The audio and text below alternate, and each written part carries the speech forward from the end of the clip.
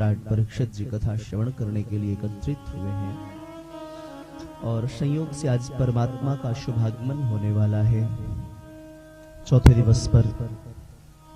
और आज तिथि है नवमी की, शुक्ल पक्ष नवमी तिथि है आज।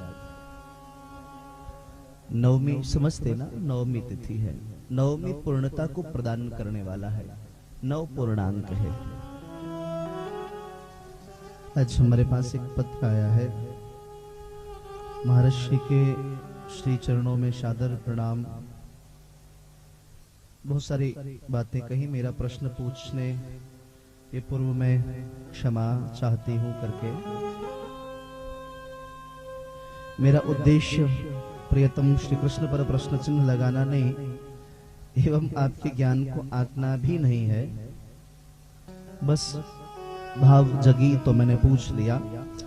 पहला प्रश्न यह है कि ब्रह्म कौन है। दूसरा प्रश्न यह है कि क्या श्री कृष्ण ही ब्रह्म है।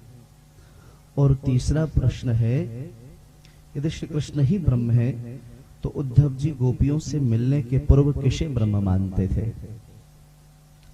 श्रोता जिन्होंने भी पूछा, प्रश्न बहुत ही अच्छा किया है और आप सबके लिए यह प्रेरणादायक प्रश्न होगा।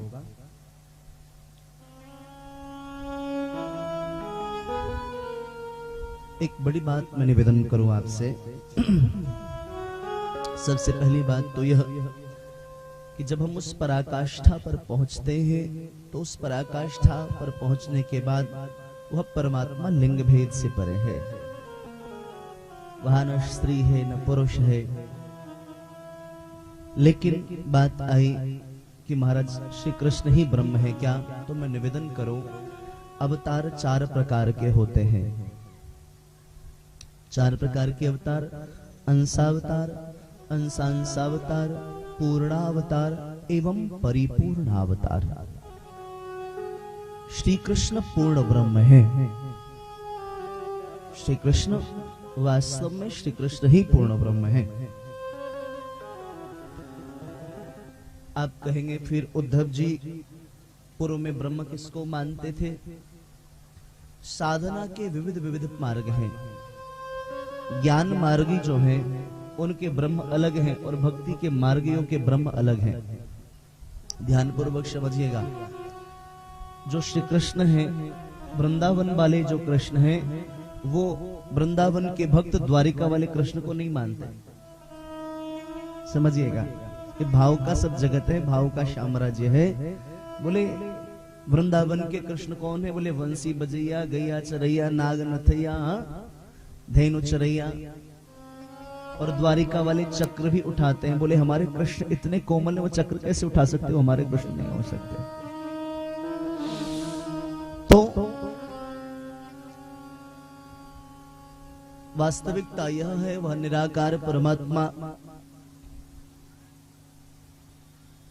भक्तों की कामना को पूर्ण करने के लिए, उनकी इच्छाओं को पूर्ण करने के लिए वो निराकार परमात्मा ही नराकार परमात्मा बनता है। बहुत ध्यान पूर्वक समझिएगा। जो निराकार है वही नराकार बनता है भक्तों की इच्छाओं को, कामनाओं को पूर्ण करने के लिए।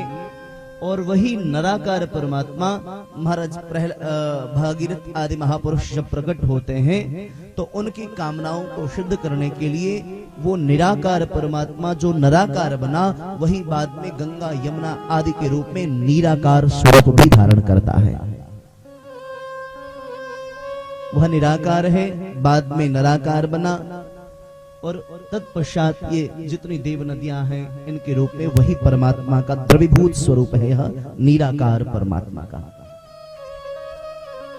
जल को हम नीर बोलते हैं, जल को नीर बोलते हैं।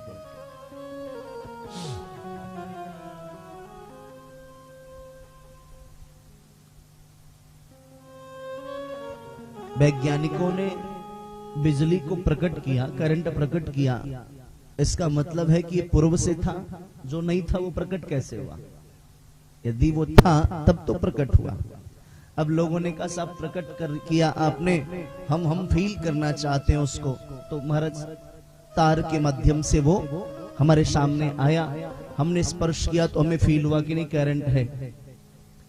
महाराज जो नहीं प्रकट था वो निराकार रूप, और जो प्रकट हुआ अब जो बिजली के रूप में आ गया और फील होने लगा। अब लोगों ने कहा भाई ये प्रकट तो हो गया लेकिन आंखों से दिखता नहीं, तो वैज्ञानिकों ने बल्ब बनाया और उस करंट से उसको जोड़ा, और जैसे स्विच ऑन किया तो उस करंट से वो बल्ब जल गया, अथवा अभिप्राय यह है कि वह दिखने भी लगा। ये निराकार परमात्मा का साकार रूप।